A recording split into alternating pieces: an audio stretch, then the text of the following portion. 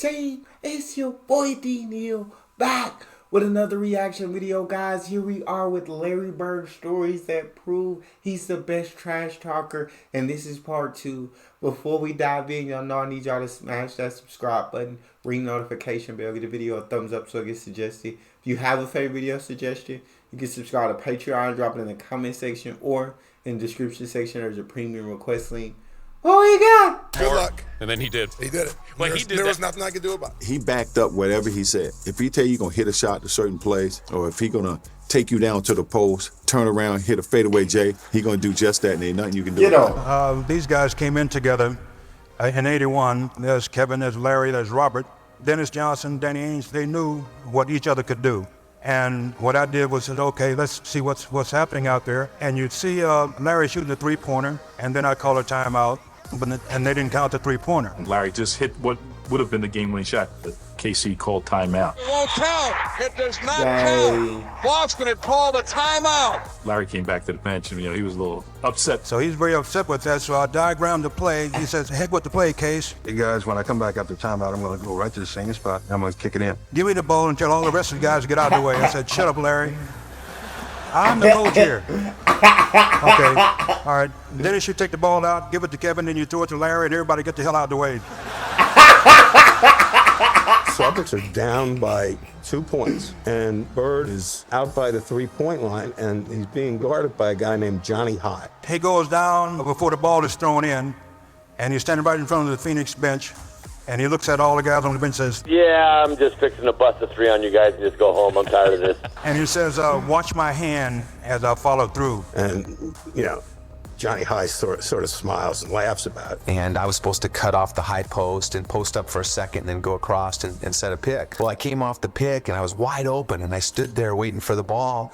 I had a smaller guy to post up and Larry just waved me out of the way saying, get out of here, get out of the way. And then he just turns around and shoots a perfect three. As the ball's in the air, he kind of turns towards the Phoenix bench and yells, told you so. He stops running to the locker room.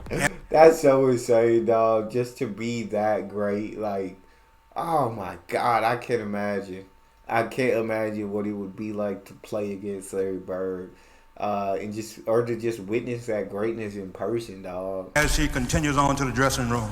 Now that's what you call arrogance. And from that time, I learned to run Larry's play, not the coach's play. He wanted the light on him. He wanted the focus, and he wanted that ball. And if KC would ever call somebody else's play, Larry would just say, no. I'm shooting this ball. And she would. I get a charge when I tell someone on the opposing team that I'm going to hit the last second shot and then do it. That's what it's all about. Tie game, 13 seconds to play. Celtics basketball. During the timeout, I'm going through a play. And about that time, Larry steps in and says, Coach, why don't you just give me the ball and tell everybody to get out of the way? It's Larry. And he wants the ball, he wants the ball. After the timeout, we walked back on the court, and then Xavier was guarding him. So he tells Xavier, he says, I'm getting the ball. I said, I know, I'm going to be waiting. And he said, I'm going to get it right here. I'm going to shoot it right in your face. 5, and Bird has the basketball. Look out. Larry Bird just phenomenal the way that... He came out and went about that exact spot and shot a shot right in my face. And, he was like, I didn't mean to leave 2 seconds on the clock. I walked back to the sideline like, damn. Larry Bird was one of the biggest trash talkers in basketball. And a lot of people say, really? They thought it was Reggie or Charles. Larry Bird talked more trash on the basketball court than anybody I've ever played against. So we playing him the last play. He says to James Worthy, he says, you guys don't have to worry about it. I'm going to go right over there that corner. I'm going to catch it, I'm going to shoot it, and I'm going to tie the game or win the game, whatever the case may be. They take the ball out, and I think it was either Danny or DJ? The late, great DJ. Yeah. You DJ coming down, right, with the ball. Oh, great DJ, that's good. So I pass it to Larry, he's in that corner. Now I got to go out and close Larry Bird out. So as I'm running out to Larry Bird, he's talking trash to me. I don't know why he's running out here. Who says that in the middle of the game? He said, I'm going to wait. Especially when they got the ball, they got an open look at the basket, and they just, catch your, I don't know why you running out here, dog. Yeah. Till you get one step away from me, and I'm going to shoot it right in your face. So I got one step away. He shoots it all net. 3-pointer, good. Take the ball out, man crow right to the corner, caught the shot, shot a three, game over. It's like, are you effing kidding me? That's He crazy. turned to me and said, you did all that running for nothing. And he was saying in such a calm way that you didn't think it was trash talking, but it's trash talking. You're not going to tell me you're going to go over there and shoot the ball in my face. That's trash talking. Yeah. But he would tell you before the play even started. He'd tell you where he's going. He'd tell you when he catches, there's nothing you can do about it. Oh, my God, And it was dog. great trash talking because it wasn't vulgar. I mean, he wasn't pounding his chest. You can just be standing next to him. You know, I would jump out and try to block a shot on rotation, and he'd say, Scott. You jump high, but you don't jump that high. You can't get this. Scott, you're a little too late. Scott, you're not getting that. Why are you even jumping? Why are you running out of it? But it was all game. He'd say something like, don't do that. Yeah, don't do that.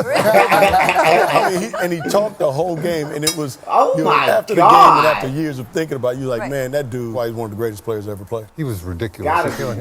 Our sportscaster played the Superman theme when he was talking about him that night after the game because he did everything, points, rebounds, assists, just steals, you name it. Larry has such a great mind for the game. I had a lot of respect for him as a competitor.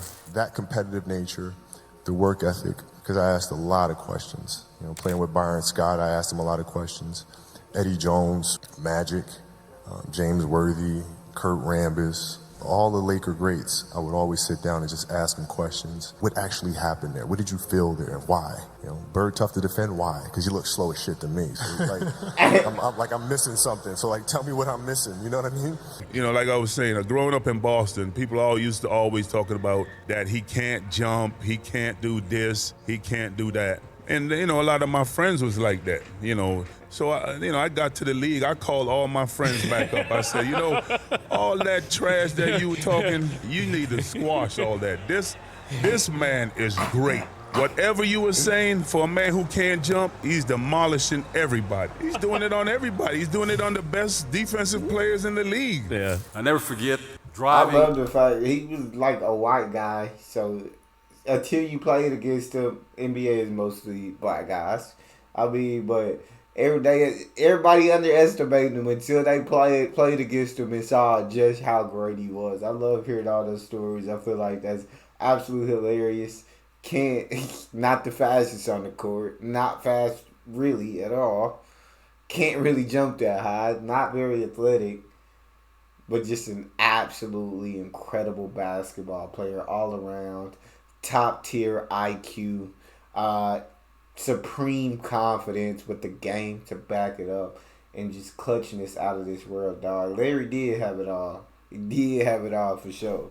And I'm listening to a game. It's New Mexico State playing Indiana State. I don't really care about the game, but New Mexico State is right up the streets from El Paso, and I went to UTEP, and we're big rivalries. So I'm hoping that Indiana State will beat New Mexico State. And I'm listening to the radio, and I have no clue of the players on either team. All of a sudden, this name keeps coming. Bird. He goes to the right. Bird. He makes this right. Bird. I said, God damn, who's Bird? Bird. You know, here's Bird. And Bird this. And Bird. Oh, did you see the pass that Bird made? I can't see it, but I'm just trying to imagine it. When the time I got to the end, I said, damn, that brother can play. By the time I got to the end, I said, damn, that brother can play. I got the newspaper the next morning and saw Larry's picture. I said, damn. Larry, it wasn't you know, be honest with you. The young lady that said you were her favorite player, mine too. I love you too, Magic, but not as much as I like Bird. Always talk about great basketball players, and they don't never mention him to be up in that round. But Larry Bird was cold. I don't think nobody ever could get out with him. You ask Magic. That's why Magic had a run, and he was mad when he had to retire in '92 because of what he was going to be missing with Larry Bird. And then you remember Larry Bird took 2 more years, and then he quit because he said his main guy who he wanted to play against is gone. I'm going to tell this story. We're in LA, and I'm hurt. I got a pulled hamstring, so I'm not playing tonight. So I can't play against the Celtics. You know, I'm killing myself. You know, Larry's warming up. The anthem is sung and get introduced. And right before they go out on the court, Larry comes down and says, you know what? Since you're here, I'm going to put a show on for you. So you just sit back and watch, okay? Don't worry. I'm going to put a show on for you. And I'm like, man, get out of my face, man. Want to hear that? You know, this Celtics and the Lakers. And he went out. I think he scored 38 points, about 20 rebounds, about 15 assists. God. And every shot he would shoot, he would turn to me. Every time he hit one, he look at me. And I said, boy, you know, the thing about it that I love about you is that most guys talk trash and can't bag it up. But Mr. Bird, you know you can bag your trash talking up. Yeah. And last but not least, I'm going to say this because you told me one lie. You only told me one lie in your career. Only one. And you only lied to the fans and all the people in the world one time. Do you know what that lie was? You don't remember, do you? Larry Bird said that there would be another Larry Bird one day. And Larry, there will never, ever, ever be another Larry Bird. And so, this is mine, and I signed it to you, to the greatest basketball player ever, but more important, a friend forever. I love you, I respect you, and I admire you. Bro, I've always seen like they were like the same height, but every time I see him, like, nah, Larry had about an inch or two on Magic. He, to me, he was obviously just a smidge taller than Magic Johnson. They were never the same. They were not the same height. But man, I think that's it. Larry Bird is just a phenomenal basketball player who I didn't get the chance to witness myself, unfortunately. But so grateful for him, for the player that he was. I know him and Magic came in, saved the day, passed the torch on to the next generation, or saved the NBA, passed the torch on to the next generation.